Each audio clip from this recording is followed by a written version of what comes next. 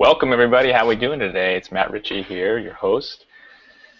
And it's just 6 o'clock, so I should give everyone about a minute or so to find their way on. Some people have technical difficulties. Awesome. We got people popping up everywhere. Nice. Gonna give one more minute and then we're gonna get started. Hope everyone's having an amazing day. It's another beautiful day here in San Diego. And for those of you not in San Diego, I'm hoping your day is equally as awesome.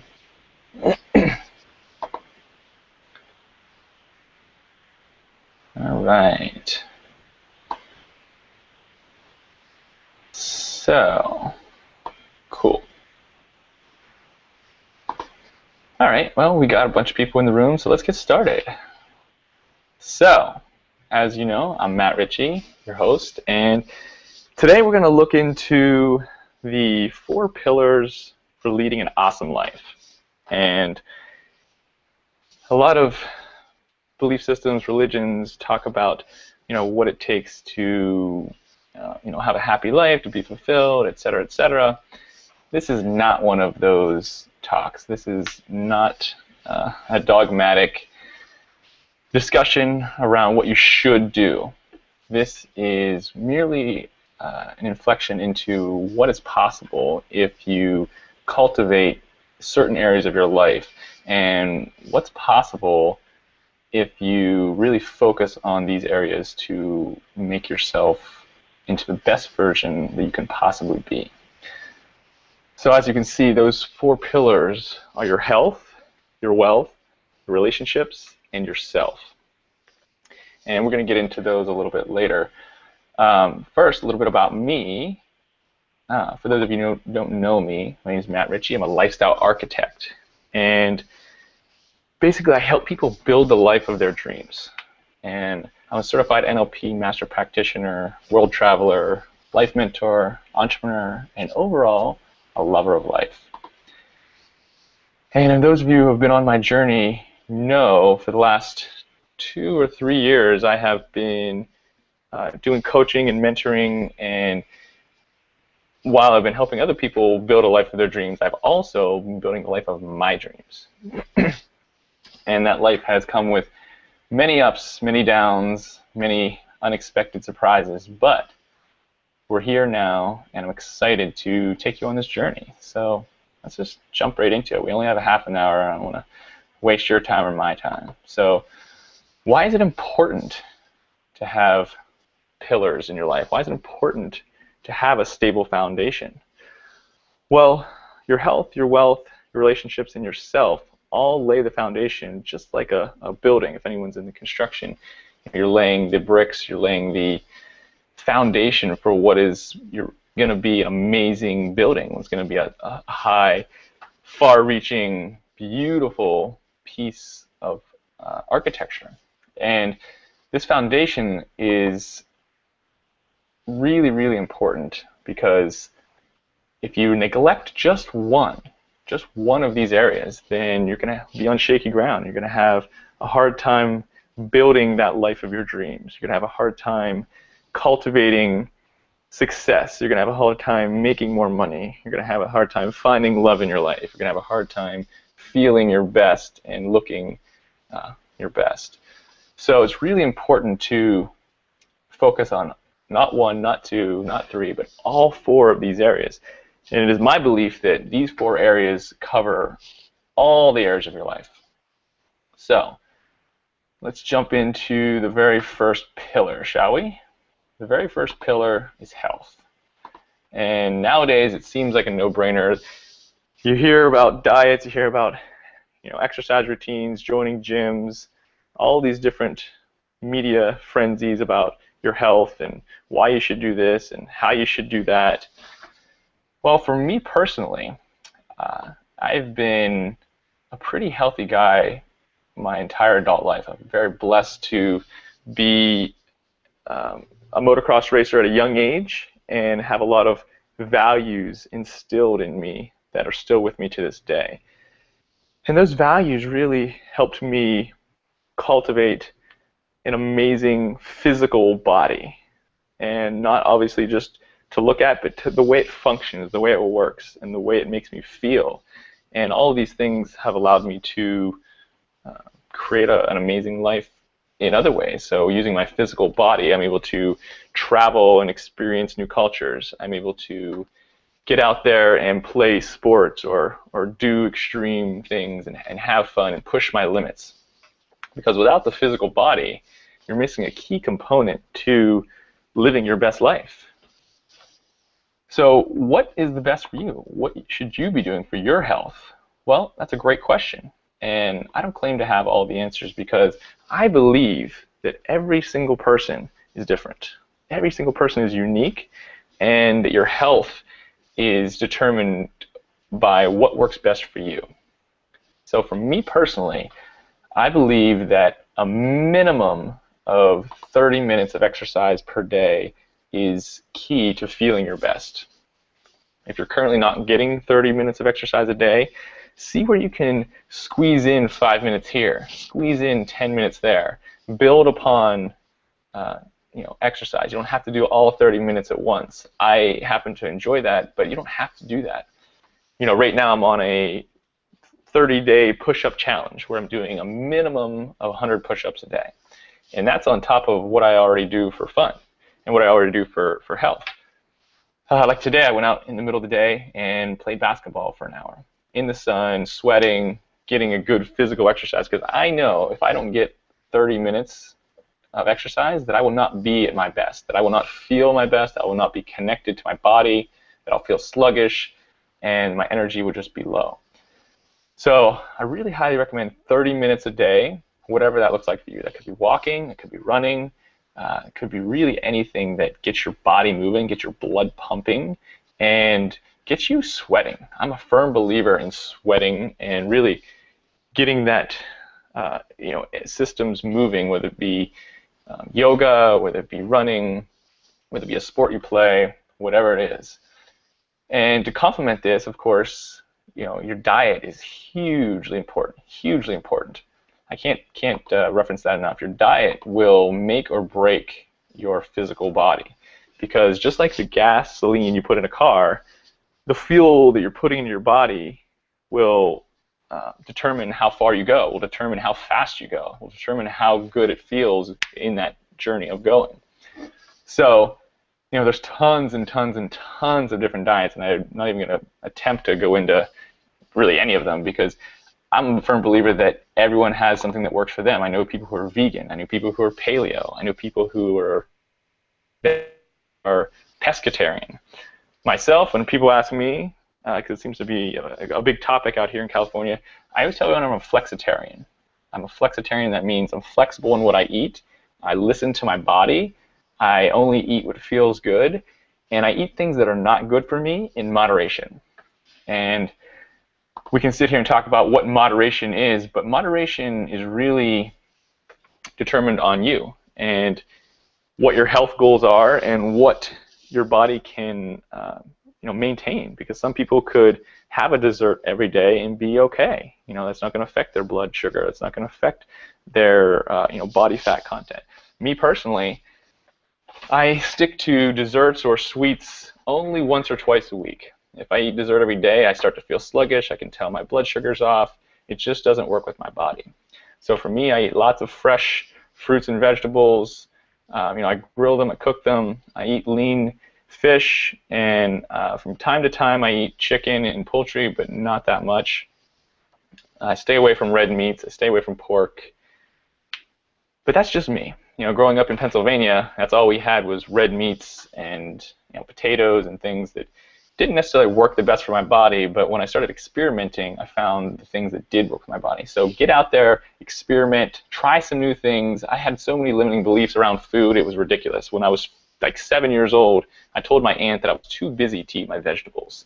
And that stuck with me until I was about probably 15 or 16. I didn't eat any vegetables. The only vegetables I ate were corn and potatoes. And in case you don't know, corn and potatoes are technically vegetables, but they're not really vegetables. They're not giving you the same things that you're getting from a leafy green kale salad or that you're getting from broccoli. So test it out, see what works with your body, see what doesn't work with your body, make adjustments, continue to play with it, have it be a fun game, and just really see what works with your body, and really listen to your body, really feel into, when I ate that, whatever that was, I felt this. For the next day, I felt like this, because sometimes it takes a day to process through. Be cognizant of your bowels. I don't want to get into that too much, but you'll know when the food is working right for you. And I found a great system that works for me. I consistently try new things, add things, subtract things, but the foundation is there. And eating healthy is by far and away one of the easiest and fastest ways to feeling better. So let's keep moving on here. The second pillar is wealth. And wealth can mean a lot of different things. So anyone who's worked with me or been a part of my tribe for the last 2 years knows that we talk about wealth differently than a lot of people. When I talk about wealth, the number one thing under wealth is not money. The number one thing under wealth, can you guess? Time. That's right. Time is our number one precious resource. The wealthiest people in the world have the most time. And the second thing underneath wealth, without question, is money. Money is important. Within our physical world, in the reality we live in, you have to have money. It's just the way it is. And a lot of people will have a negative view on money, or people that have money, or the way they get money. But money is merely energy. Money is an energy that you can spend however you want. And this energy can be used for good. It can be used for bad. It can be used for whatever you want. So don't think of money as a negative thing. Don't, use money as the bad guy and try and call it in. And for a long time, I had a negative concept of money because I made a ton of money and I was really unhappy. When I was living in Pennsylvania, I was making 6 figures, working in a job I didn't really care for, and I just was really, really unhappy. So I had a lot of negative anchors around money and what that meant. So the last 3 years, I've been breaking through those barriers, redeciding how I believe money helps me, and redeciding my beliefs around money. And this wealth, this time, this money, this energy, is one of our greatest resources. Because the world we live in today, if you have money, if you have the time, then you can have amazing impact. You can have a huge impact on the world. If you have $1 million in a year, what is possible? Anything. And there's so many possibilities there that's not even funny. You could start your own business. You could travel the world. You could go build orphanages in a third world country. You could do anything with time and money. So wealth is a really, really important pillar that a lot of people that come to me are frustrated around money. They've struggled with money. They've come to hate money. They've come to just use money as a means to an end. But when we bring money in and we really love it, and we put it in a space of not being the thing we're chasing, then we can reframe our beliefs around it. And it's my belief that time is more important than money, and I will trade money for time any day of the week. And this is true in my life. If you were to look at my life and look at the people in it, I surround myself with people who are amazing at what they do. I pay them good money, and in essence, or in return, I get time. I get time to take trips. I get time to travel. I get time to walk on the beach. I get time to go play basketball in the middle of the afternoon. That time, I'll never, well, I say never, but I rarely ever trade time for money because it's just too valuable. So, the pictures here with the fancy car and the the beautiful space here overlooking the beach with the world and all those people. Wealth is such an abundant thing where there's so many categories to it that I don't really have time to jump in and get too detailed on it. But time is the number one wealth in the world. So if you look at someone who has a ton of time, think of yourself, wow, that person is really wealthy. So moving on here. Our third pillar here, and in my opinion, the most rewarding and most fulfilling, is relationships. And everyone on here, everyone who's listening to my voice right now is in a relationship. They're in a relationship with themselves, they're in a relationship with the people around them, whether it be a significant other, whether it be a partner, a spouse, whatever. We all have relationships. And relationships are tremendously important for our happiness, tremendously important to feel fulfilled. Because without relationships, what are we? We are alone. We are by ourselves. We are isolated. We are disconnected from source. And the easiest way to feel love and feel connected and feel alive and fulfilled in life is to cultivate amazing relationships. So how do you cultivate amazing relationships? Well, one of the things that I've found, one of the things that I've done to cultivate great relationships is to breed connection, is to find that common area, to find that one thing that you connect on. And we're all human, so you can chunk it up to that level and say, hey, we're both human, we're both alive, we're both in the same space right now, let's connect. And that's the bare basic. If you don't do anything else, that is the one thing that we all have in common. But if you dig deeper, go below the surface, I can guarantee you almost all the time I find something that I can connect with that person about. And once I've connected there, I can dive into that deeper, or what I like to do is be vulnerable. And I know a lot of people don't like that V word, vulnerability, but for me, vulnerability is the fastest way to a deep, connected relationship. If I open myself up and share something vulnerable about myself, the other person automatically, it's almost inbred in our nature to connect and accept me as one of their own, to accept me as a person they want to have a relationship with. And generally, when I open up and give somebody some great information or a vulnerable story about myself, they will reciprocate and then tell me something that they are happy or that they've been vulnerable about. So this relationship is extremely important to having a balanced life. I don't know about yourself, but I've gone through periods of my life when I didn't have great relationships. I didn't have great friends. I didn't have an amazing partner to share with. And looking back now, those are some of my darkest times. Those are some of my loneliest times. When I first moved to San Diego almost 8 years ago, I didn't know anyone. The only person that I knew was my sister. And we got along great, and it was enough to sustain me, but I was really starving for relationships when I got here. So for over a year, I didn't have many friends. I had some acquaintances and some people that my sister had as friends, but I didn't have many friends, and it really showed me how important relationships were.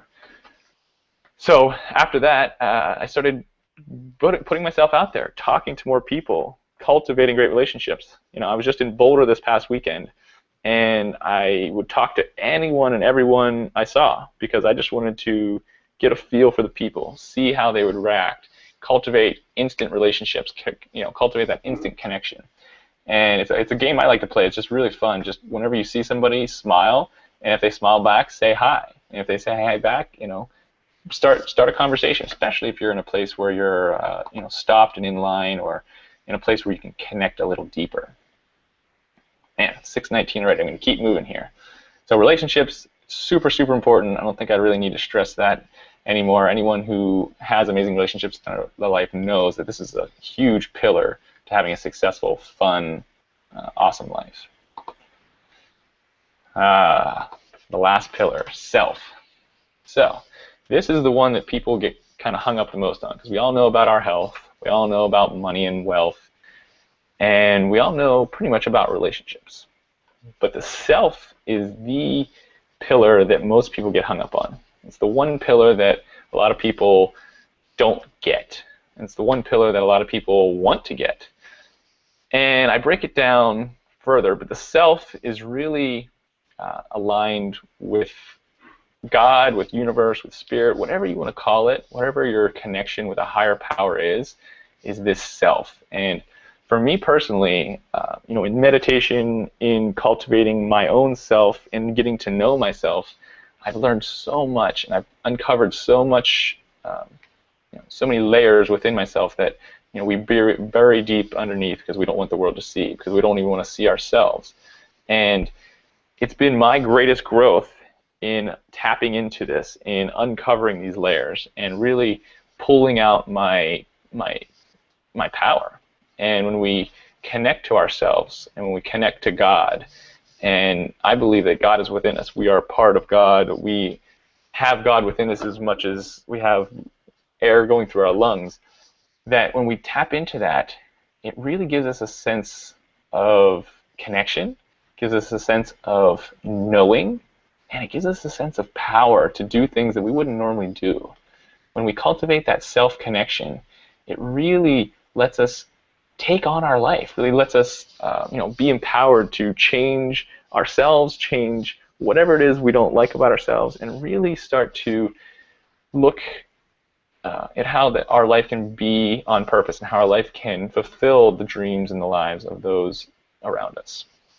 So this self, for me, I discovered myself through meditation, through silence, through stillness, through asking myself the tough questions, through monitoring my actions, because if you've heard me talk about this before, our subconscious mind runs about 80 to 90% of everything you do, from breathing to walking to the words coming out of my mouth right now. None of that was planned. Everything is just coming through subconsciously. So when we tap into that and we really get a blueprint of what we're all about, of where we're at right now, then we can start to make changes. Then we can cultivate that inner power. Then we can take steps to move forward in our life in whatever direction is that, whatever direction we want to do. So this self-power, this self-cultivation is extremely, extremely important in the pillars, because you could have great wealth, you could have great health, you can have amazing relationships, but if you don't love yourself and if you're not connected to your inner power, how powerful are you going to be in the world? How are you going to influence others? How are you going to inspire people by embodying all these amazing ways of being that you know that's possible? It's just not possible.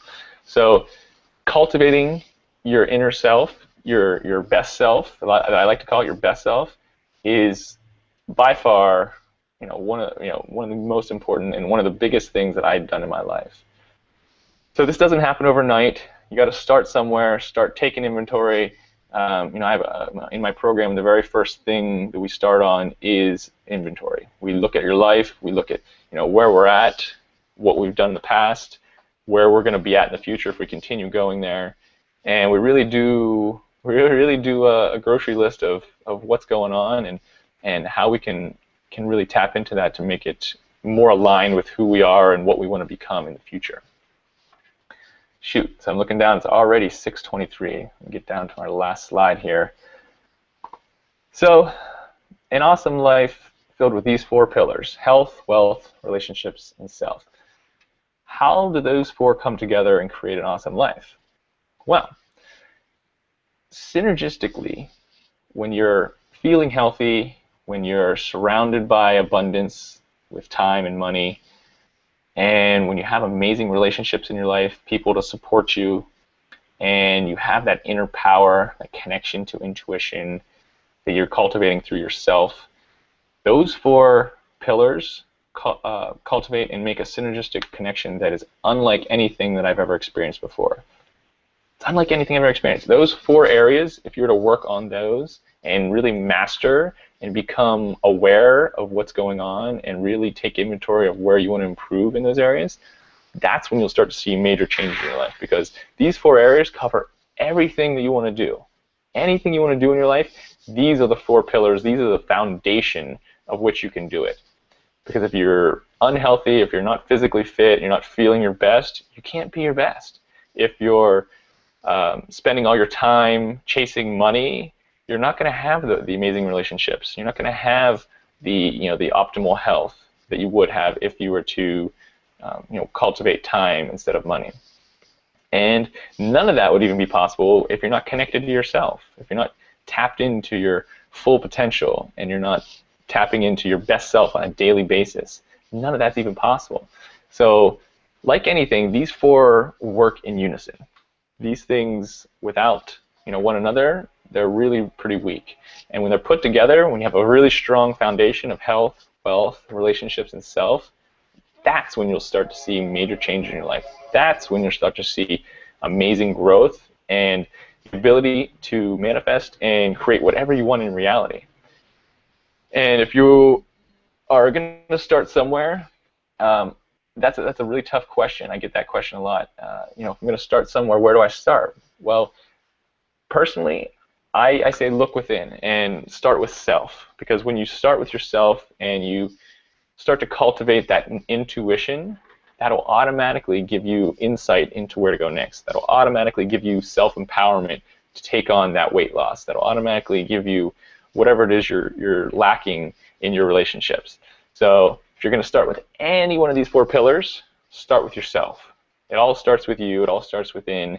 And when you're cultivating that inner self, all the other pieces of that will start to fall in place. Following your intuition will automatically bring in other areas of your life where you know that you need to work on. So I'm looking here, wow, 6:27 already. I want to really open this up and see if there's any questions. If you can read this.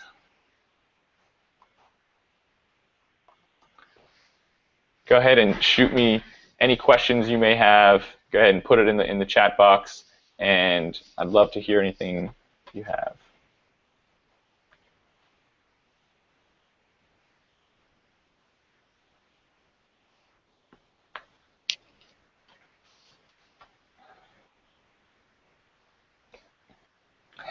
So first question is, what has been my biggest challenge? Well, like I said before, I've had a really good foundation with health.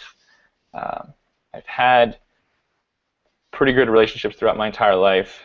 I have struggled with wealth off and on, but by far and away, the cultivation of myself has been the most challenging, because you can't look outside, you can't ask, or you can't get advice from people, you can't let other people do the work for you. You and only you can break through all the layers that you've built up around your best self. Only you can uncover the awesomeness that is within you. And this self-cultivation, it can be a lonely path sometimes, I'm not going to lie. It's good to have a support of people, but going within is sometimes, it can be a long, uncomfortable path, because growth is not easy. And looking at our own stuff, whatever's coming up for us, whatever's keeping us playing small, that stuff's not easy, and it's not always fun either.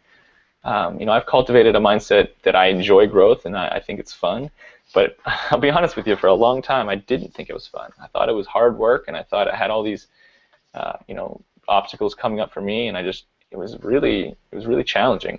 So by far my number one is self. Thank you for that question.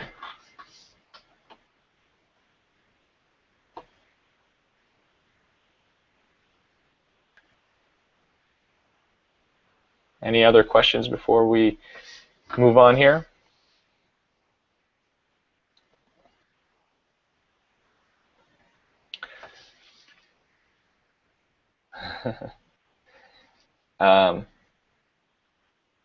Good question. So, the question is, what does it mean to have a great relationship? What does that mean to me? I'm guessing that's what that question is. So for me, a great relationship is built around trust, is built around open communication, around transparency, and it's built around service to the other person or to whoever you're in relationship with.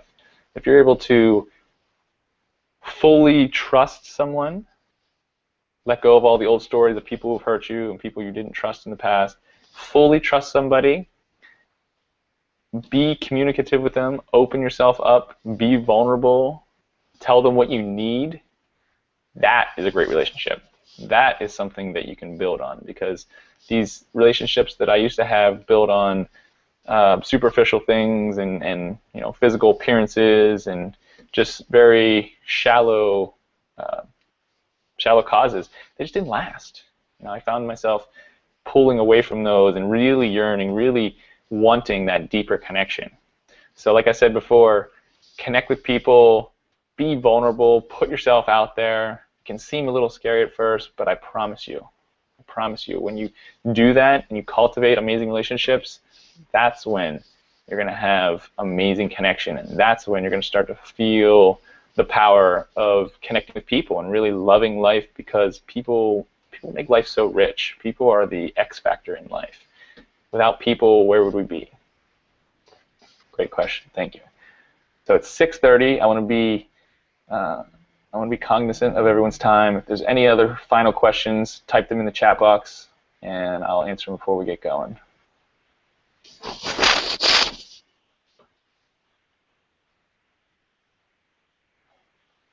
Okay. Looks like there's no more questions, so thank you for joining me today. It's been an amazing quick session here. The 4 pillars: health, wealth, relationships, and self. These are the foundation to an amazingly awesome life. I wish I could go deeper in these because there's some really juicy topics in here. Join me next week, same time, same place, 6 p.m. Pacific time. I'll be here next week. Thank you so much. Have an amazing day. We'll talk soon.